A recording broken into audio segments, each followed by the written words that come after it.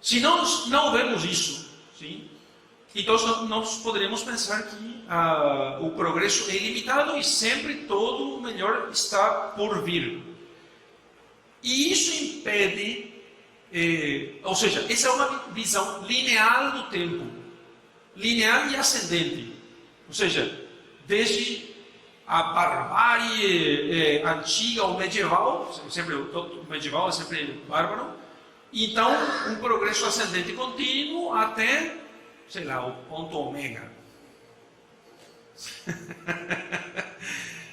Então, claro, é uma linha ascendente. Não temos descidas. Só temos descidas se ganhar o Bolsonaro, não? Ou Trump, sei lá.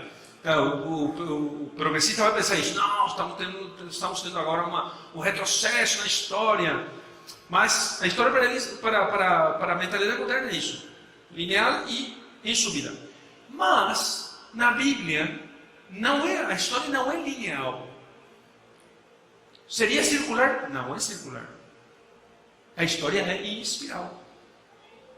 Ou seja, é uma mistura de linear e espiral. Por que digo isso? E porque a história de Abraão se repete, ou seja, a história de Adão e Eva se repete na história dos patriarcas, que se repete na história de Israel, que se repete na história, ou seja, de Israel na sua saída de Egito até a Terra Prometida, que se repete na história do exílio em Babilônia, que se repete na história de Jesus Cristo, que se repete na história da igreja, que se repetirá no último dia. Por isso o Apocalipse, por exemplo, imaginem vocês, o Apocalipse não é uma linha. Se nós lemos o Apocalipse e pensamos, isso vai acontecer assim, uma coisa atrás da outra, porque nós lemos a história dessa maneira, não?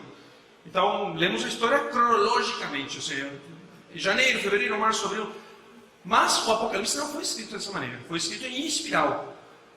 Então, temos primeiro as 7 copas, 7 cálices, depois as 7 igrejas, depois 7 outra coisa, 7 isto. Então, claro, você pensa, ok, agora a mentalidade moderna vai ler o Apocalipse e vai pensar, ok, então vamos escutar agora as 7 trombetas. Primeira trombeta, segunda trombeta, terceira trombeta. Termina isso, os 7 cálices. Termina isso, 7 igrejas. Não é assim. As 7 igrejas são 7 épocas da igreja. Os 7 cálices são os 7 momentos da igreja e do fim dos tempos. As 7 trombetas também são 7 momentos disso e tal. Mas tudo isso sim, como se coloca um sobre o outro e vai se combinando, sim. E porque a visão da Bíblia não é linear ascendente, mas sim em espiral. E coloco um exemplo aqui muito interessante que fez com que os teólogos concluíssem isso, que foi o caso da pregação dos fins dos tempos de São Vicente Ferrer. São Vicente Ferrer, imagina vocês, eles têm umas homilias que nós publicamos até em Paraguai, e recomendo muito que vocês leiam, muito, porque vocês vão pensar, poxa, ele estava falando dos nossos tempos. Não, ele estava falando dos seus tempos. Ele estava falando dos seus tempos. E o São Vicente Ferrer, pensava que era muito provável que no seu tempo, ano 1000 e alguma coisa, no seu tempo ia voltar o anticristo. E ele disse que o falso profeta seria ajudado por hierarcas, clérigos alemães. Alguns pensaram, quando isso hoje, não?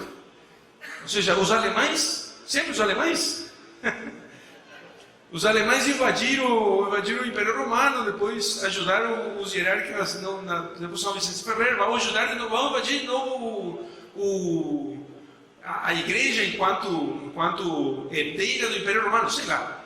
Então ele diz isso, só que ele está escrevendo no seu tempo. E para provar que ele estava falando a verdade, o que ele fez foi ressuscitar um morto. Claro, aí a coisa acabou. O que fazemos com esse cara aí?